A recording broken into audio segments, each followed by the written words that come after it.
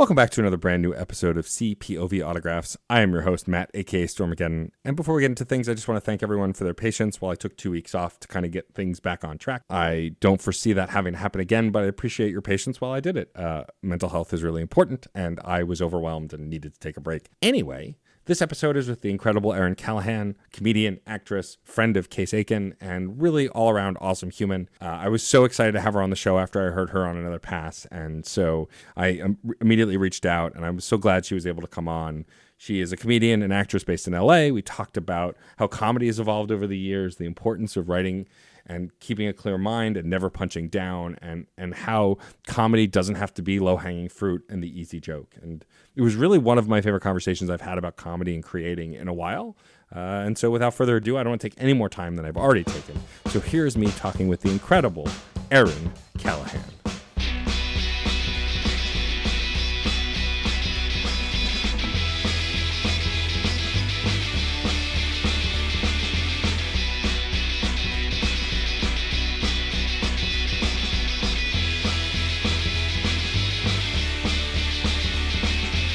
Well, thank you so much for taking the time to chat with me. I am chatting with the incredible Erin Callahan, actress, comedian, lover of alien movies, although not the third one so much. So welcome to the show, Erin. Thanks so much for having me. I'm excited to be here. So I found out about you through a mutual friend of ours, Case Aiken, one of the heralds of the podcasting universe. And, yes, a My scion. co-brother... A scion. Yes, yeah. I like that wording. And my brother in arms over at Certain POV. And after I heard your episode, because I edit Another Pass, I was like, I want to talk to Erin. She's really funny. Can you? He's like, just follow her. She'll follow you back, and then just like we'll make it happen. I'm like, okay. Yeah. And so here we are. Yeah, here we are. We did it. Mission, we did it. Mission accomplished. The end. The end. We can all go home now. Yeah. It's the shortest episode you've ever had. I mean, I've had some short episodes, but yeah, none that are about a minute and a half. So this would be pretty short. I want to talk a little bit to start about your acting. So I've watched your reel and I've seen some of the cool stuff that you're on. And my first question is, obviously, the pandemic has affected a lot of us and made acting harder, auditioning easier and harder, depending on how you look at it. I'm just curious of what that's been like to go from working pretty regularly to like then having to slow things down. And then, you know, with the pandemic being kind of like, can we work again? Is it okay to work? Is it safe? Well, first of all, it's very generous of you to characterize my my career as formerly working regularly. That's very generous. I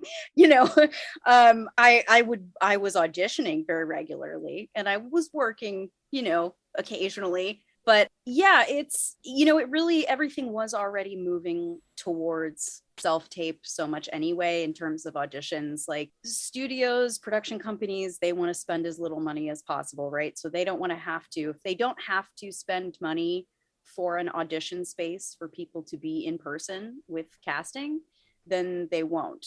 And so it's been the trend for, the last 15 years or so or longer, that increasingly, especially for first auditions, the tape is being done in the actor's home. And we're all just, we're expected to have our own lighting and decent sound and understand how to frame shots. And that's all fine and good. So that part wasn't really too much of a change. It was really mostly just that, production fully shut down for, many, many months, because like you said, people didn't know if and how they could produce safely. And so then, obviously a lot of people lost a lot of money from that. And, that there were a backlog of projects that either are only getting made now or just are not going to get made at all. A lot of people left LA. A lot of people left New York for a variety of reasons that I think we're all familiar with. So, so it definitely changed things in that sense. And just for me personally, it was a big part of why I started getting into stand-up, because it's something that, I can write on my own, and I have a little bit more control over the space that I'm in and the number of people that I'm physically around. So yeah, that's, for me personally, that's been the biggest change that the pandemic sort of heralded. Yeah, because I noticed, so my spouse is an actress, and they were auditioning fairly regularly before the pandemic, but then at the start of the pandemic, there seemed to be this influx.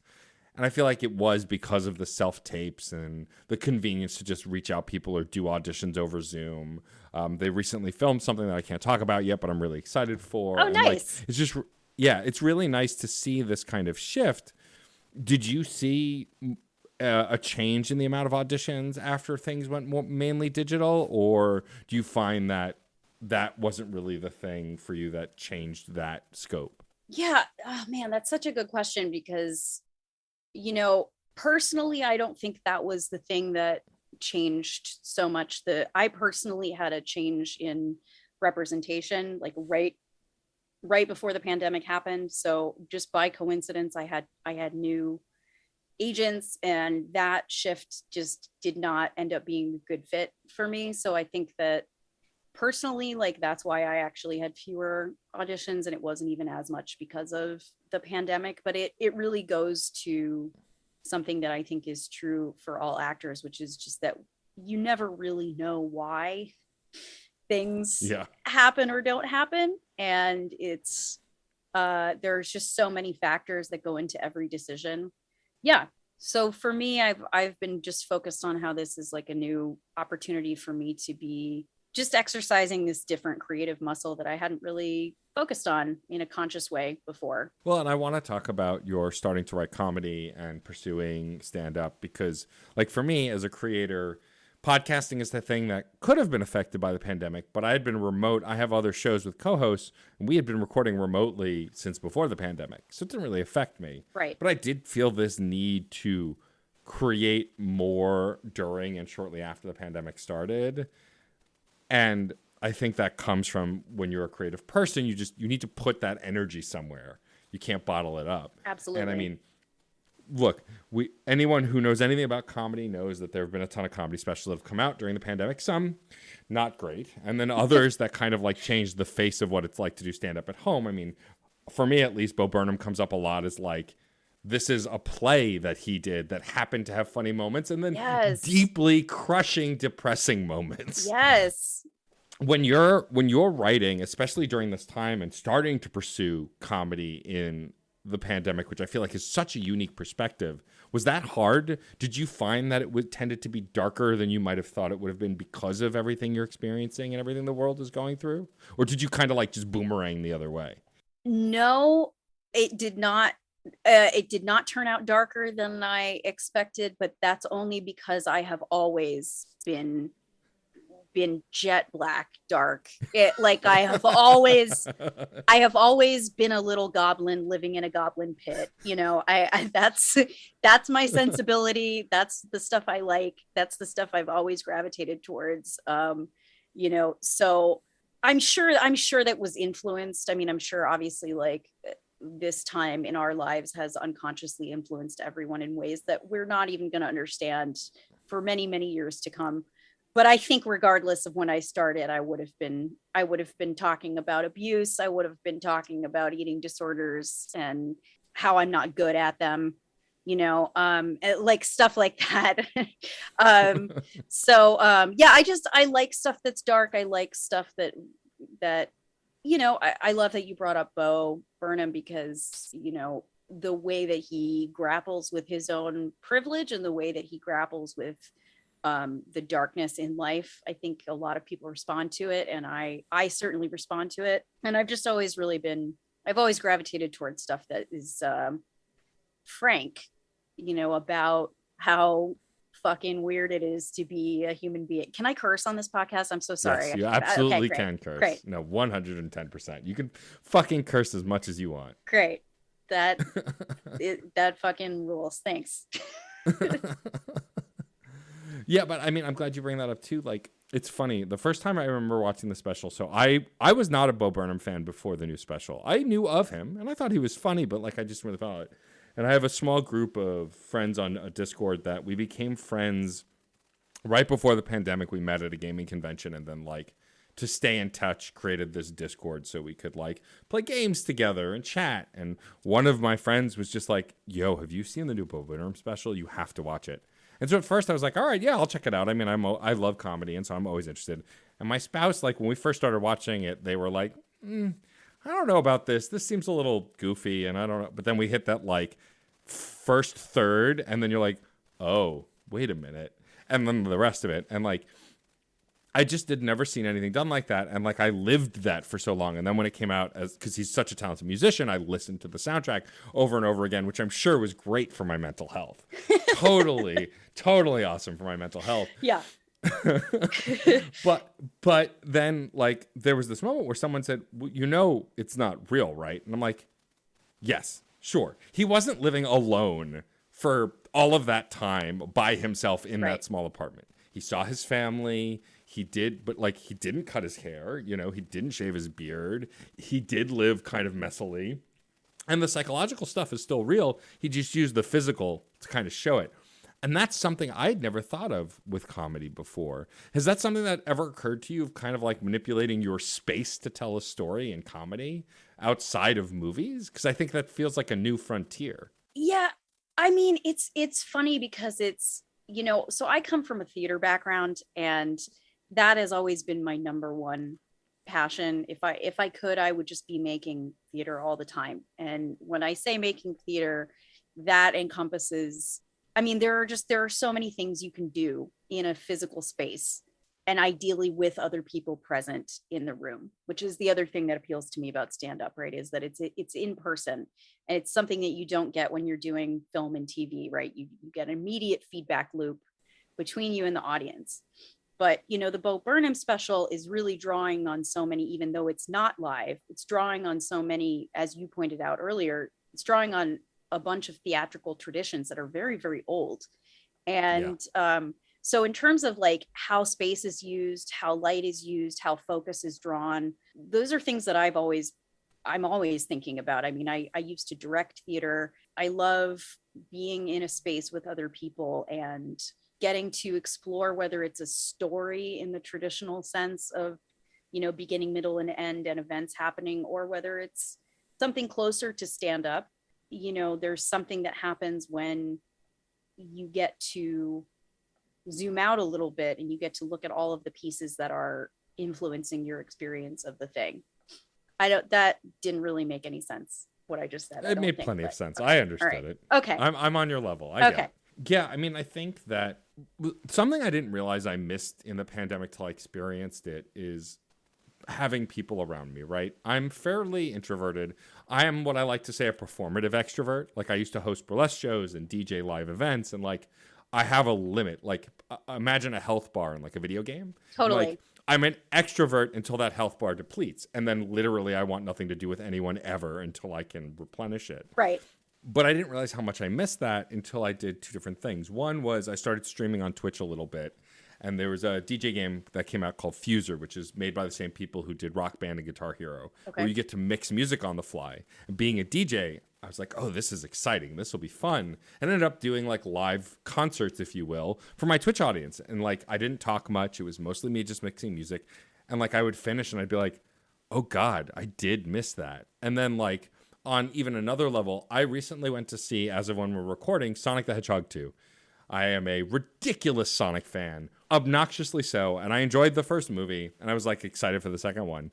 And like just being in that theater that was still mostly empty, laughing with other people at the jokes. I was like, sure, watching comedy at home with my spouse, we often laugh at a lot of the same stuff, but like it's definitely not the same as going to a theater and experiencing it. I'll never forget the first time I saw Ghostbusters, the original Ghostbusters, in a movie theater. I was too young to see it when it first came out, but I watched it, I think it was in the 2000s, it was back in theaters. And like hearing what people laughed at that I didn't even laugh at was also fascinating to me. Like, yeah. It's just amazing how differently we can interpret comedy. Do you find that there are kinds of jokes or kinds of comedians or certain things that you just really hone into when it comes to comedy, whether it's a kind of delivery or it's a certain kind of comedian or certain kind of setup? Like, are there, like, do you have favorites that you like really hone in on or like try not necessarily emulate? Yeah. Oh man. I mean, it's hard for me to get away from thinking about Gilbert Gottfried, because we just lost him today. We did. And so, I was watching a bunch of old clips of him, and one thing about him is that he was such a crafts person, and he was so intentional about really, a friend of mine made this point, that he really bridged the gap between like old school vaudeville stuff and like more contemporary, fast-paced, like relatable observational stuff. And he was really interested in why things that are funny are funny. And he was one of the only comedians that I've ever seen who could actually make a joke funnier by explaining it after.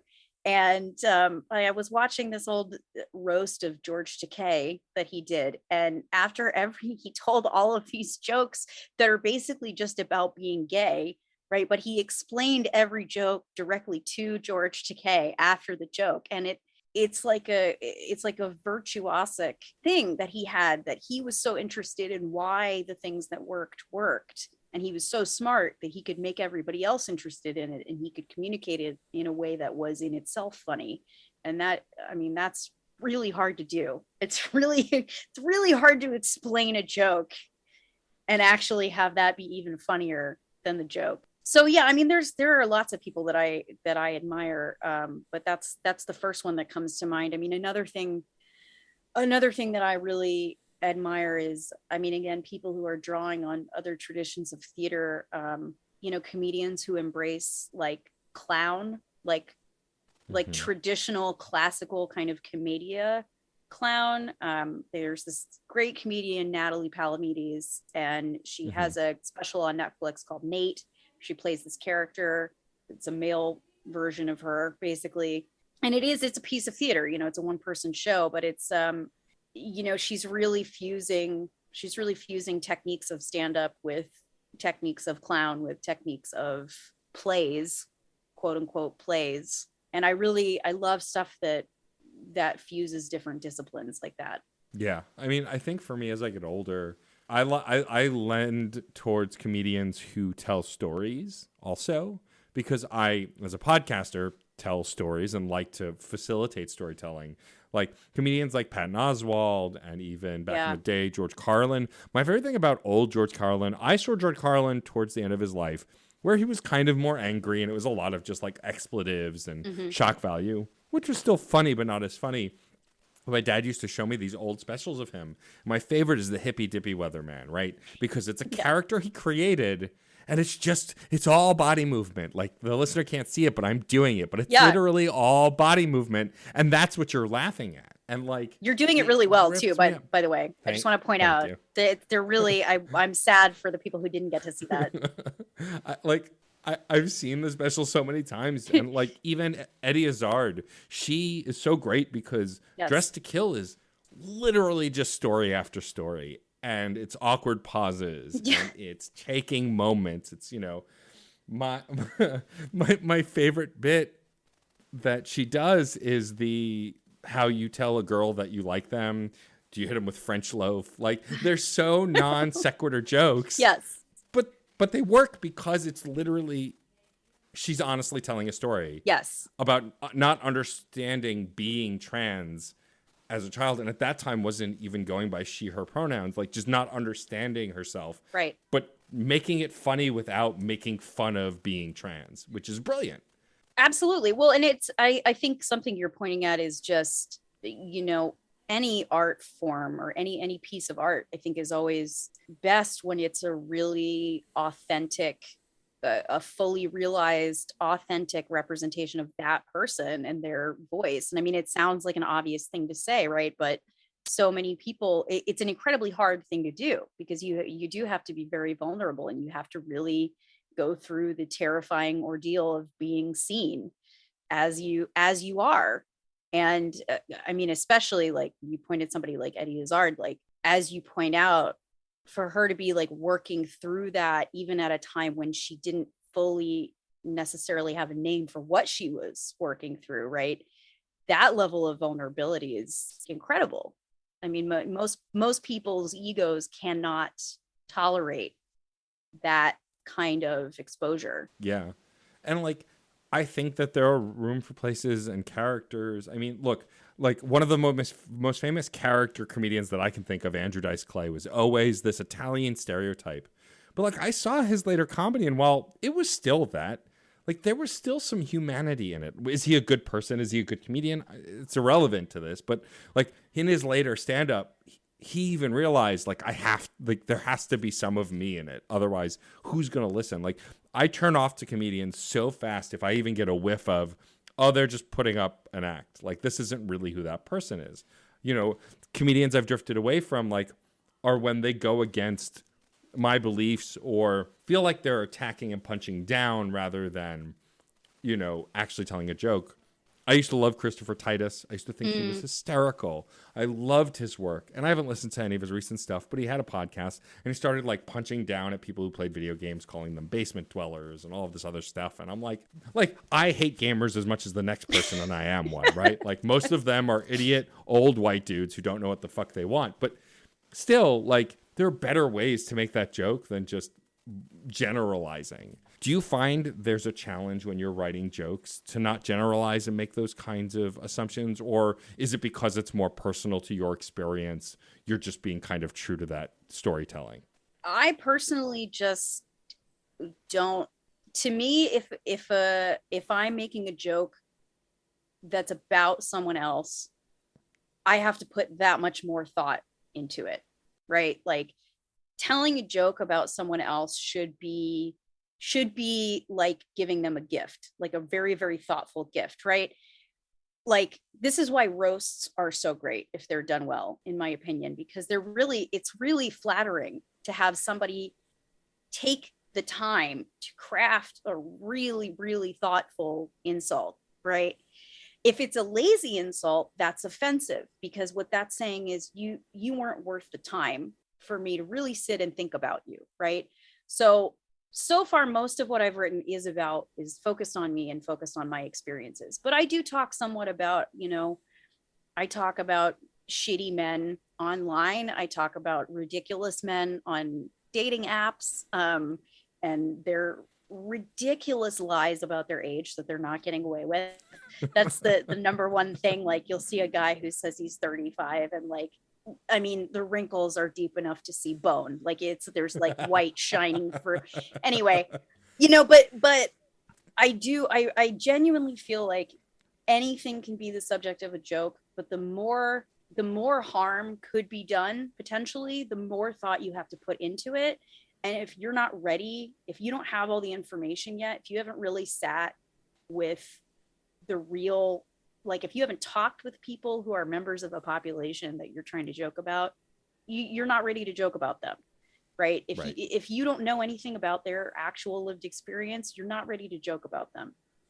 So that's sort of my feeling about it, is that, you know, because I'll be booked on shows sometimes, and like there's so much shitty transphobia, especially. Ugh, that's just, and it's beyond being offensive.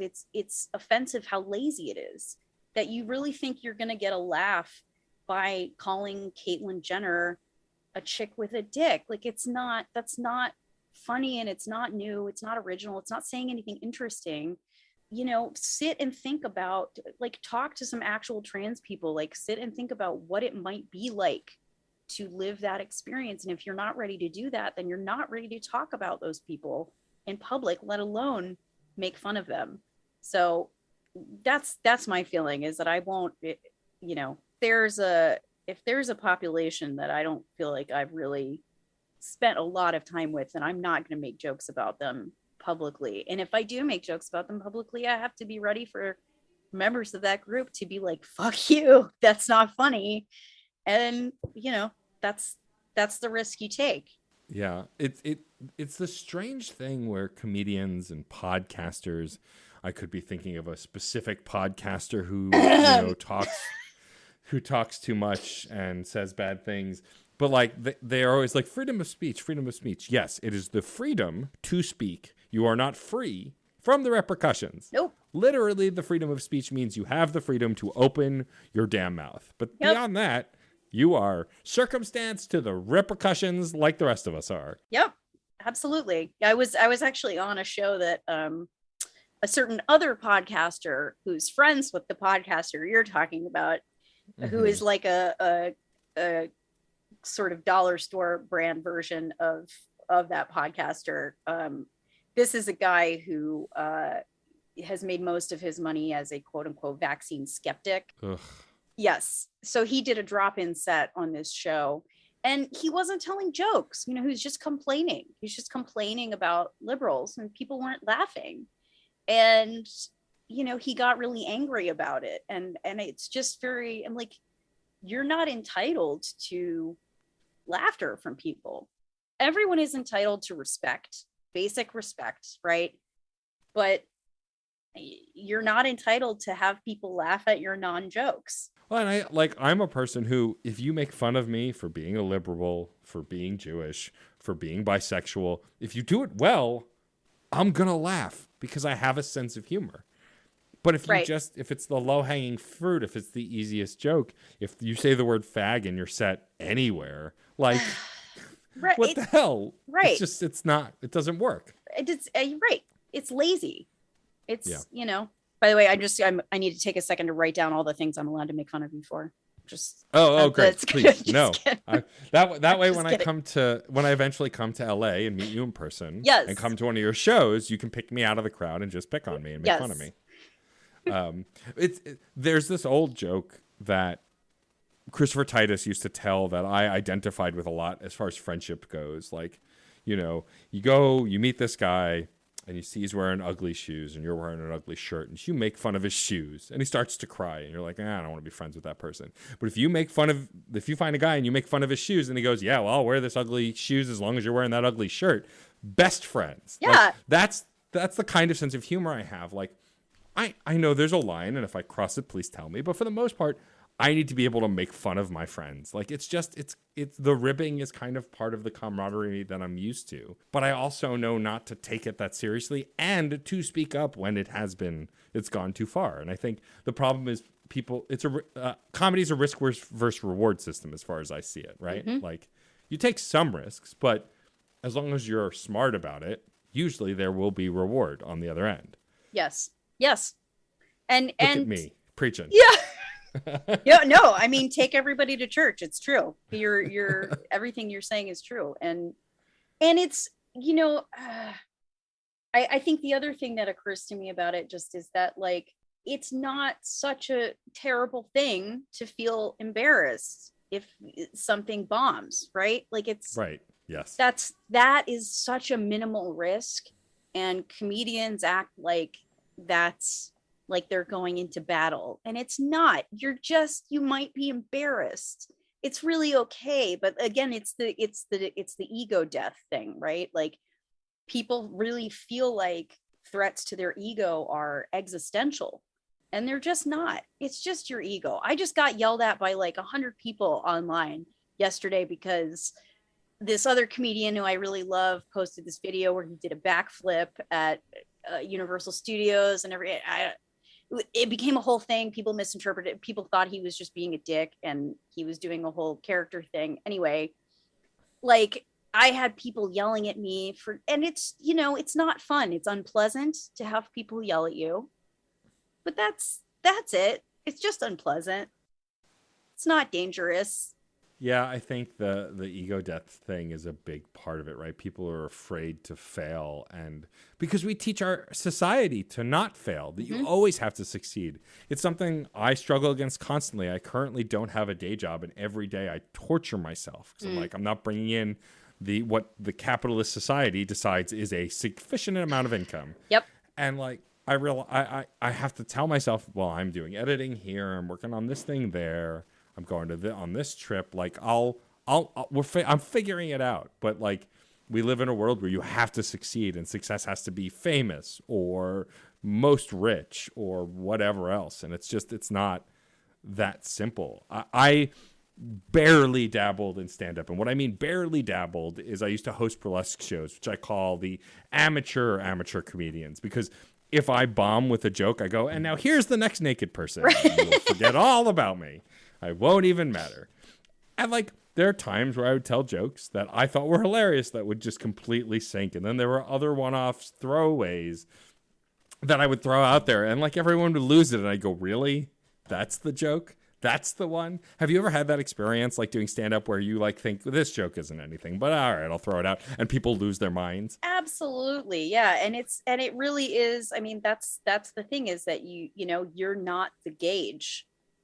And it's a trip every time it happens, right? Because you write stuff that you think would be funny, right? And that's a good way to write. I think like people should be thinking about what they find funny, and again, that is part of what keeps it personal and authentic to them, right? But ultimately, every group of people is different, every room is different, every night is different, and it's the same in live theater too. And that's another thing that I have always loved about live theater, is that you're not the gauge there either. Like there have been times when I've been in plays and I've felt like really in it, like, oh man, like I'm really like killing this scene, and like people are checked out. And then there have been other times when I'm like, man, I suck tonight. Like I am not, like I feel like a hack, like I'm doing the worst acting of my life, and people are like, oh my God, like I was so moved by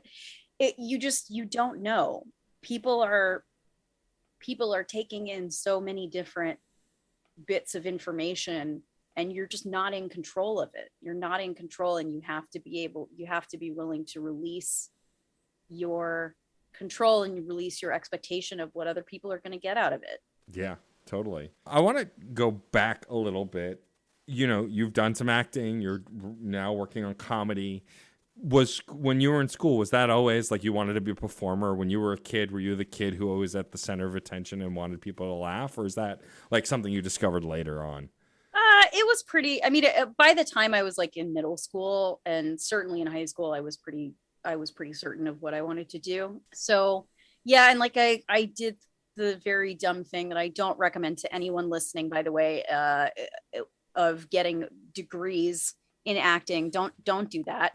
It was a great experience, but it's not, it's just, again, we live in the capitalist society that we live in, and it's not a cost effective thing to do. So, don't do it. Certainly don't go to grad school for it. Yeah, I mean, again, I think the thing that I learned that I really loved most is, I mean, granted, I definitely love attention. That's, I won't lie about that, but I think what I love most especially is just being in a room with other people making something. And whether that's being in a room with an audience who are really part of what you're making, even when you're doing stand-up, right? It is a feedback loop. You can't do anything without their presence, without their listening. Whether it's that, or whether it's, doing a play, or rehearsing for a film, or shooting TV. I love making things with other people. Yeah. There's something to that collaboration that I feel like is unlike anything else, especially once you get the bug for it and wanting to make stuff. You can't turn that off. Like for me, I already host 4 podcasts. I edit like 3. I produce a bunch also. And it's like, no more podcasts, Matt. You are doing right. Too many. I can speak from experience. We were recording right before I go out of town for 2 weeks. And like the amount of editing I had to do on top of each other just to get everything done for that 2 weeks before I could go. Madness. But I too, as you can tell, I too like attention, obviously. But I can't turn off my brain when, well, I could do a podcast about this, or this would be a really great idea for a show. Do you find your brain doing that? Like, especially with either writing comedy or like wanting to make shorts or do theater stuff or improv or anything like that? Like, do you just find your brain kind of going and you're like, I don't know how to channel this? Sometimes I think I've had more success channeling it the more I try to keep it simple, and like, and honestly, things like TikTok have helped me with that, because TikTok they're so short and they're so stupid.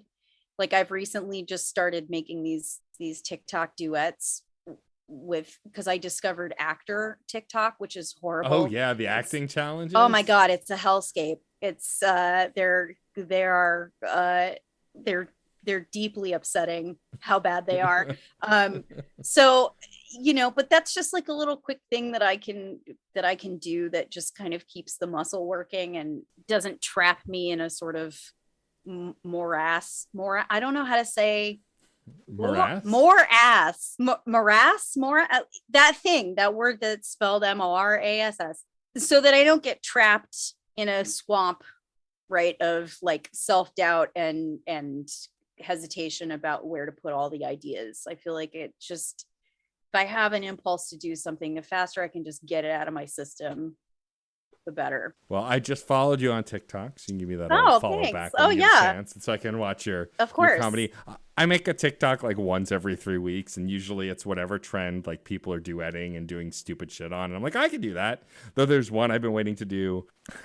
This past October, I did something I thought I would never do. I cosplayed as Luigi from the Mario Brothers. Oh my God, amazing! Like full with, I had a beard and I shaved it into a mustache, which my spouse was like, I don't know about that.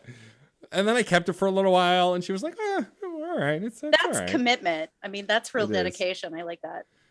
My favorite thing is I have a co-host on my video game podcast, Jeff, and he had a Waluigi costume already. So for a hangout, we were Waluigi and Luigi. Yes. But anyway, there's a famous TikToker who does a ton of cosplay, and recently had done a bunch of Princess Peach TikToks with like Luigi having dialogue on it, but Luigi not being in the scene. And so like, I want to duet them dressed as Luigi. Yes. But, like, it's a whole production, and it's like, mostly I just want to sit on my couch and like do smash or pass. Like, I don't want to put that much effort into it. Right. A new TikTok trend that I just saw that I really like is people in the UK, or like tourists in the UK, posting videos of like, why do British people do this, or like, why do British streets have and then it'll cut away to somebody with like, they'll find a JPEG of like a monster or something that has just more teeth than you could possibly imagine. There's just like teeth everywhere, and they'll go, well, at least we don't get shot in our schools when we're going to mathematics, or like something just like the most horrible English accent ever. Which I really enjoy. That's another thing.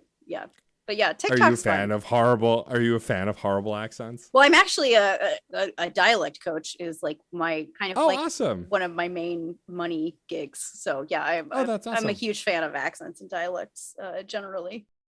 My spouse did dialect coaching for a long time. Oh, that's awesome. And took it in school and stuff. Yeah. I'm always fascinated by it because I can't do it. Like, I can on a good day do a Southern accent, whatever that means. But like beyond that, and they've tried to teach me, but like the way you roll your R's and how my brain can't make my tongue do the things it needs to do to produce the different sounds. I don't know why. For me, I always like, with my students, I always try to do like oral and visual and kinesthetic. And so I try to have people, it's very, very nerdy, but the International Phonetic Alphabet is very, very helpful for learning this stuff, because you can actually like learn symbols for each little sound that your mouth is capable of making, and get very granular about it. And it helps. But yeah. I love that. That's amazing. Let's talk about your comedy writing and performing live. Do you have any interest in recording a comedy album or doing like comedy tours, that kind of stuff? Do you think it's still too soon with COVID? I know me personally, like I'm flying to New Orleans as of when we're recording in a few days. And like, I'm excited. I'm going for a friend's wedding, but I'm also nervous because I have yet to be on a plane since the pandemic started. How are you feeling about all that stuff and like next steps for your comedy? I mean, the main thing is I'm interested in all of that, certainly.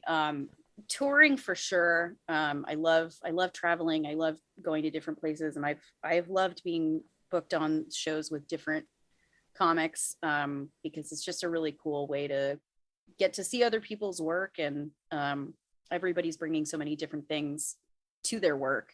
I mean, in terms of like recording an album and stuff, it feels very early for me in the sense that I just straight up don't have enough material yet for that. I probably have, at this point, I probably have like a really good 15 minutes and like a very mediocre 30, like very like questionable, you know what I mean? So Yeah. because like I mean, I go to mics all the time, and I go to, and I get booked on shows, and it's just like, to get material to a level where it's really worthy of recording is just a lot. It's a lot of work, and it's a lot of refining, and it's a lot of, I mean, it's just so much editing. I mean, and I think people say this about every type of writing, that, writing is editing, but I mean, it's editing that you can't, with stand up, you can't really do the editing in a vacuum. You have to do it in front of an audience. You have to just test it and test it and test it and test it. So, I mean, we'll see where I am in a few more months, as far as how much material I have. But, right now I'm mostly just focused on getting more known in the LA scene, and just getting more and better material. Have you ever worked out any material on stage, like found a joke that sort of came to you in the writing, but then really got perfected in the performance? Oh yeah, I would say almost all of them.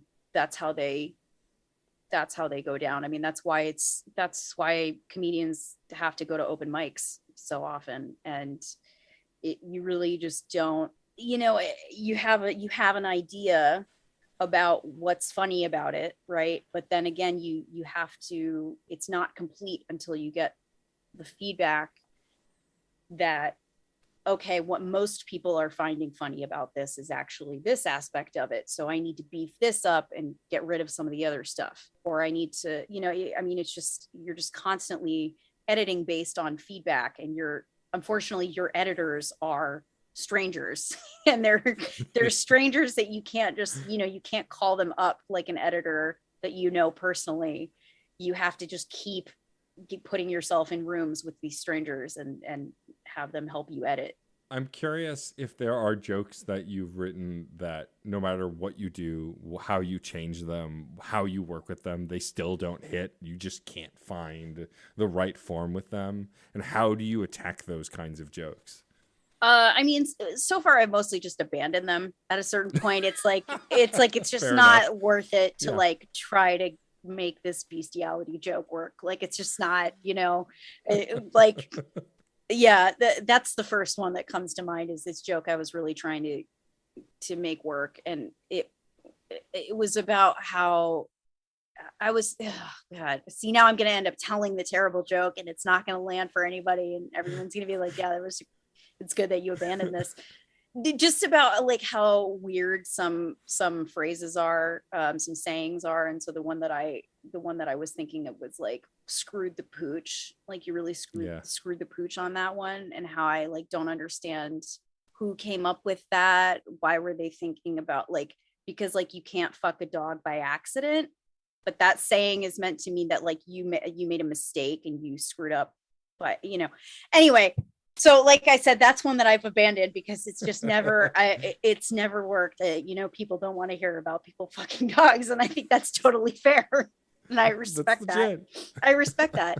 So yeah, I think it's, I mean, really, anything I've ever tried to do or make, I think the biggest lesson for me thus far in my life is just to always keep trying to check my ego. And the more I find that I'm really wanting a joke to land and it doesn't, and it doesn't, and it doesn't, and I keep trying stuff to make it work, I think probably the smartest thing is to just be like, it's just not. And I just have to take the L. I have to just accept that this is not, if there is a joke here, I don't know how to make it work. At least I don't know how to make it work yet. So I should probably just move on to something else. That seems legit. That seems like a fair way to think. You mean I don't have to completely bludgeon myself to death with this one thing? I can move on? You don't have to. You have the choice. You can. You absolutely can. Yeah. You can self-immolate. Yeah. Oh, that's definitely true. Yeah. I've seen that happen in real time from time to time.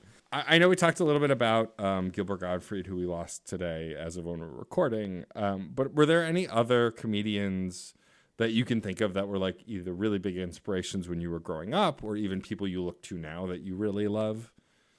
Yeah. Gosh, I mean, so many.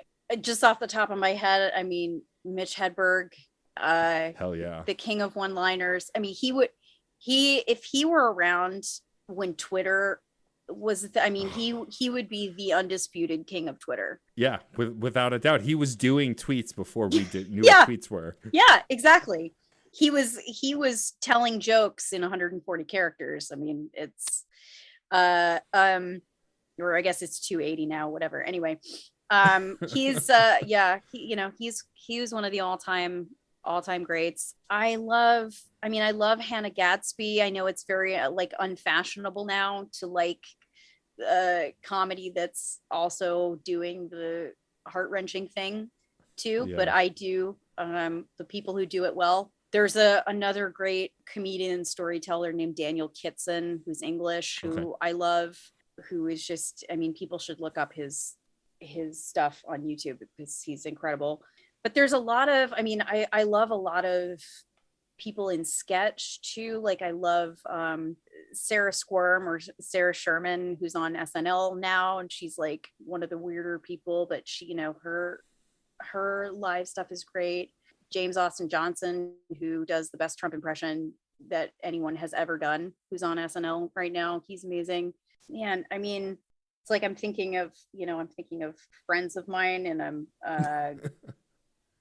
thinking about if I want to promote anybody, but no, there's just there's so many people doing different things with comedy. I mean, like I said before, Natalie Palamides is amazing. Yeah, I don't know. I mean, when I was growing up, I guess I really wasn't, this sounds bad to say given that I'm doing stand-up now, but I wasn't like a fan of stand-up. I mean, I loved stand-up, but it wasn't like something that I was necessarily drawn towards. I was much more drawn towards like scripted comedy. Like I loved we never had cable when I was growing up. We were a 7-channel household, so I watched a lot of PBS, and so I watched a lot of British, a lot of Britcoms, like The Vicar of Dibley, and like stuff that I just did not understand at all, but still found funny, because it has the rhythms of a joke, so when the laugh is, and you're like, I don't know why this is funny, but it is. Yeah, so really just anybody who's doing something that's their own thing, I mean, Eddie Izzard, of course. Yeah. Anybody who's really like bringing their full selves to their work. Yeah, I feel like and I said this a little bit earlier, as I've grown up, I feel like obviously my taste in comedy has grown, but like I've had less and less patience for people who just want to punch down or make inappropriate jokes. Like your Dave Chappelle's, your Kevin Hart's, if you like, whatever, it's fine. But like, I don't like, it was funny. Actually, I came around on some comedians that I used to love and who were inappropriate when they were like watching comedies. I never thought that Coming to America, the sequel to Coming to America, would make me laugh so hard. But you watch Eddie Murphy, it's a transformation. He knows where he's come from. He knows where he struggled. And he's so funny in that movie, being the guy who's like, I've been through hell and I know it, and let me teach you. And like, I think that kind of comedy evolution has been incredible to see. It's why I keep bringing up Eddie Izzard. Like, she has had so many comedy specials, and every time I feel like she's just learning more and more, not only about herself, but about how to tell jokes, how to tell stories. And that's my favorite kind of comedy, is the stuff that you can see evolve. I mean, I went back and watched all of Bo Burnham's old stuff on Netflix after watching the new one. And the old stuff is funny. There are great moments, but like, he's at a turning point now. Inside is a different way to do comedy, and I think he knows that. And like, how do you tour after a show like that, right? Like, that's a stage production. You could do that live from start to finish as a stage production. And like, what is that for comedy? Can comedians now create stage production that then they can sell, like Blue Man Group style, to other comedians to perform in the role of Bo Burnham or something, right? Like, well, I mean, that's just that's not something I ever thought of before. Mike Birbiglia has been making shows like that, kind of for a while. And, and then this is kind of a different aspect of what you're talking about, but one of my favorite comedians right now, Atsuko Katsuka, she, like, her shows always have like a lot of movement and dance, like a huge dance component. She'll get like backup dancers, and she'll get, I mean, she's great. And she's another like TikTok, I mean, she's a queen on TikTok. But yeah, I mean, there are people who are doing whole, like, full productions, you know, which I love. Like thinking about the whole experience, right, for an audience member, from the time you come into the club or the theater to the time you leave, and not just the chunk of time when this person is standing in front of the mic, right, but the whole like theatrical experience. Yeah, totally. Before we wrap up, I have a question that I've been asking a lot of my guests lately. While we are still continuing to live through a seemingly never-ending global pandemic, please wear a mask, please get vaccinated, please get boosted if you can. And by if you can, I mean if you are over the age of 3, I think it is now. Like, whatever the age is. Like, if you're over that age, get the damn vaccination. But all of that out of the way, I believe that it's important to look at silver linings during hardships like this. You know, we've all struggled on a multitude of different levels for a multitude of different reasons during the pandemic, but there's been good that's come out of it. And I'm curious if there's a single moment or a thing or an idea that you can think of that came during this time that you might not have come to or found or discovered without having been home more or having to go through this pandemic. Wow. Oh, that's such a great question. No. Well, like, what if I did, right? What if I was just like, right? No, next. Next.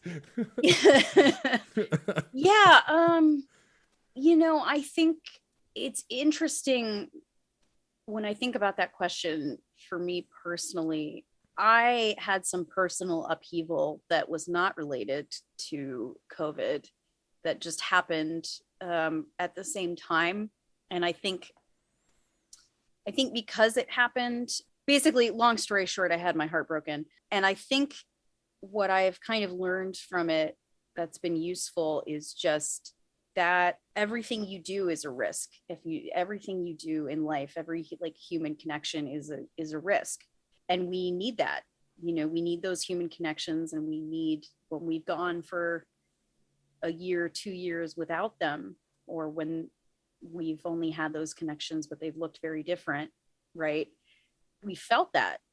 You feel the difference. And I guess it's just made me feel like it's even more worthwhile to take those risks and put yourself out there. And, you know, both in terms of like professional goals or artistic goals, but also just with individual people in your life. And it's something that I realized I really hadn't done in a personal way before. I really hadn't put myself out there with anybody.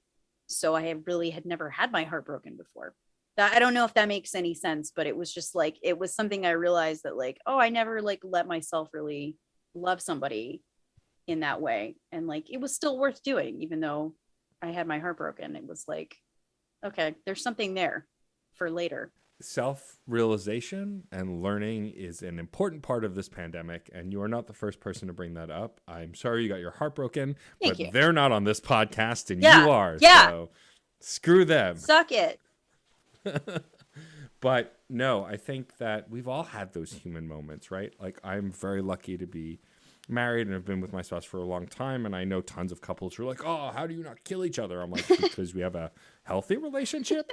Like, of course we fought. Of course we had issues. Like, that's everybody. But like, yeah, I think there's a sense of self-discovery and understanding that we could only get through living through this catastrophic event that is still ongoing. And I think it's important to recognize that stuff. And I'm sure a lot of that stuff only continues to fuel the fire for your work and the things that you're doing. And I hope that you become rich and famous so you can throw it back in that person's face. If nothing else. Yes. Thank you. Yes. Unfortunately, I don't feel that way about, you know, I don't. Yeah, I know. Yeah. But yes, that's a fun fantasy. I mean, I think great success is deserved anyway. I think you're hilarious. So if nothing else, thank you. You've earned my fanship today. Erin, thank you for taking the time to chat with me. This has been wonderful. Thank you so much. Likewise. Before we wrap up, I would love for you to tell folks where they can find you online, where they might be able to see you live. Be aware that this is going to be out towards the end of the month. So if you have exact dates, you may want to keep that in mind. But otherwise, if you have a location, they can find that information. Pitch away, plug away. Amazing. Thank you. So all of my exact dates for things will have passed by the time that this airs. So I will just say that generally you can fairly regularly, if you're in the LA area, you can see me doing stand-up at Flappers in Burbank and at the Hollywood Comedy in Hollywood and various other places. And I will post dates on all of my socials, which you can find at my handles on Instagram and TikTok are at DINGOZ, the number 8, MIBABY. Dingoes Ate My Baby, because I have a very common name. And so variations of my name were all taken, but I was able to get a variation of my name on Twitter. And my handle there is at Erin, ERINM, as in Michelin star, Callahan, CALLAHAN, at Erin M. Callahan on Twitter. Yeah, and that's where you can find me. Go follow Erin in all those places. It is absolutely worth your time. I think that you are phenomenal. So everyone else should go discover that as well. The last thing I'll ask you to do is we have a saying on this show. It's born out of my now on indefinite hiatus music podcast that I no longer do. But the idea is that as long as you're making something, as long as you're creating, no matter how hard life gets, it won't be that bad because you're pouring yourself into something you love. So the phrase is, music is life and life is good. So if you say that for us now, we can wrap up the show. Music is life and life is good. That's it for this episode of CPOV Autographs. Our theme music is by Michael Kill. Our logo was designed by Case Aiken and Joey Amons. If you liked the show, please rate and review wherever you get your podcasts. It's a great way to help us reach more listeners. Questions, comments, or guest recommendations? Email mr.matt.storm@gmail.com or hit us up on Twitter at CPOV Autographs. Thank you so much for listening. Hey, Nerf herders. You sure you want to go with that? Hey, everyone. There we go. More inviting. Have you ever had a movie that you really wanted to love, but something holds you back? Or one that you did love in spite of a flaw? Well, I'm Case Aiken. And I'm Sam Alisea. And on Another Pass, we sit down with cool guests to look at movies that we find fascinating. But flawed. And we try to imagine what could have been done when they were made to give them that little push. We're not experts. We just believe in criticism. Constructive criticism. Sure. So come take another pass at some movies with us. And every now and then, we can celebrate movies that did it on their own, too. You can find us at certainpov.com or wherever you get your podcasts. Pass it on. CPOV. certainpov.com.